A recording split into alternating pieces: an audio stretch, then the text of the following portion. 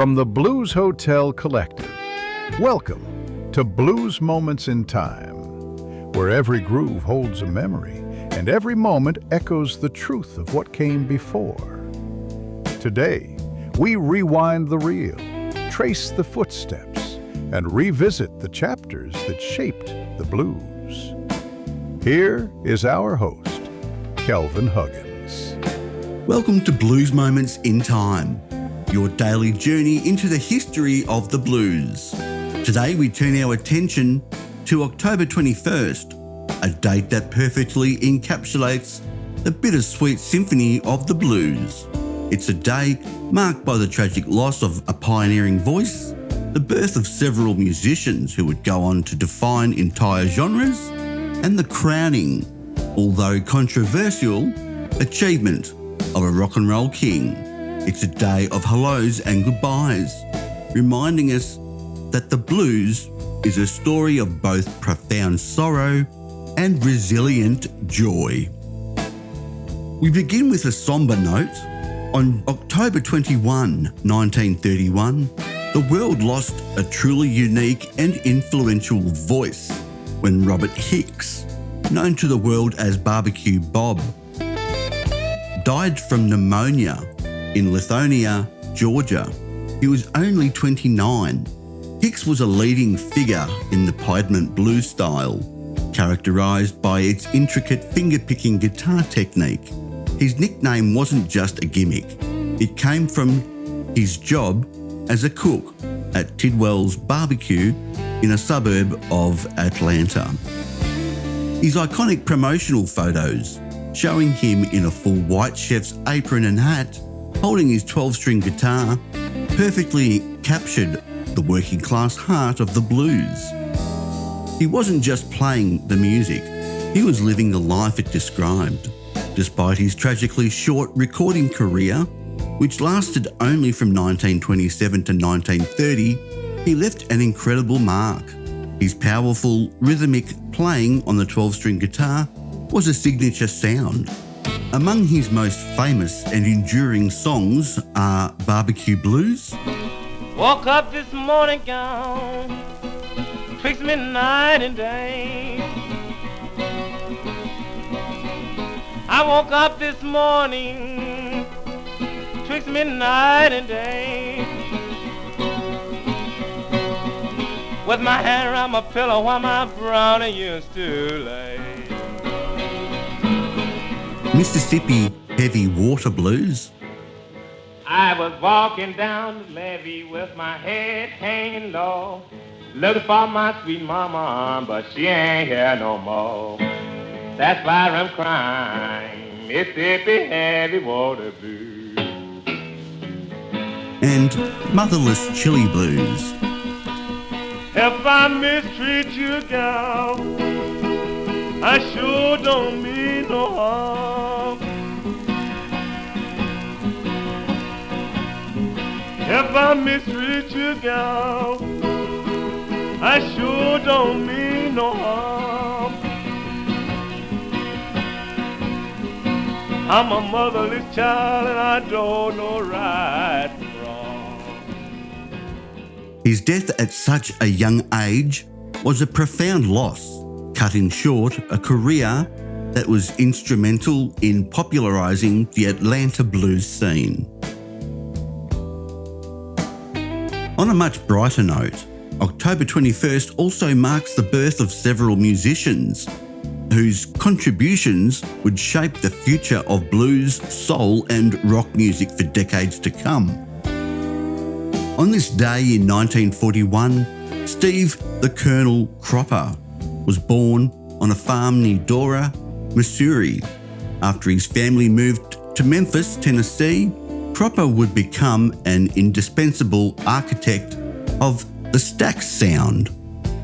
As the guitarist for the legendary house band Booker T and the MGs, his clean, precise and incredibly soulful guitar licks became the backbone of countless hits. Think of the iconic opening riff of Wilson Pickett's In the Midnight Hour, or the sparse, perfect fills on Otis Redding's Sittin' on the Dock of the Bay. That's the genius of Steve Cropper. He wasn't just a player, he was a co-writer and producer, a true cornerstone of a sound that blended gospel, R&B and blues into the genre we now call Southern Soul. His work earned him a place in the Rock and Roll Hall of Fame and cemented his status as one of the most respected guitarists in history. A year later, on October 21, 1942, Elvin Bishop was born in Glendale, California, a pivotal figure in the 1960s blues revival. Bishop moved to Chicago on a scholarship, but his real education took place in the city's blues clubs. He fell in with harmonica virtuoso Paul Butterfield and became a founding member of the Paul Butterfield Blues Band. This groundbreaking, radically integrated band was crucial in introducing electric Chicago blues to a wider, predominantly white, rock audience. After leaving the band, Bishop forged a successful solo career, culminating in the massive 1976 hit Fooled Around and Fell in Love, a song that showcased his ability to blend bluesy roots with accessible, radio-friendly rock. Also on this day in 1950, Chicago blues guitarist and singer Dion Payton was born.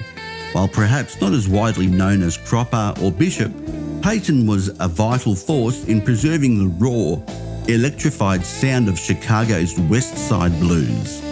For years, he was a key member of Lonnie Brooks's band before forming his own group, the 43rd Street Blues Band. Payton was a fixture in Chicago clubs, carrying the torch of the gritty, urban blues tradition well into the 21st century until his passing in 2021.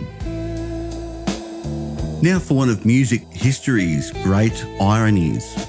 On October 21, 1972, Chuck Berry, often called the father of rock and roll, scored his first and only number one hit on the Billboard Hot 100.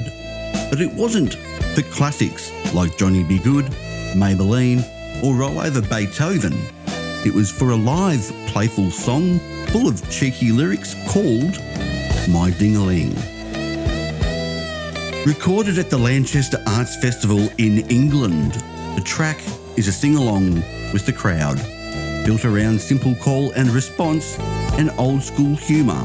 It's a far cry from the powerful, groundbreaking songs he wrote nearly 20 years earlier.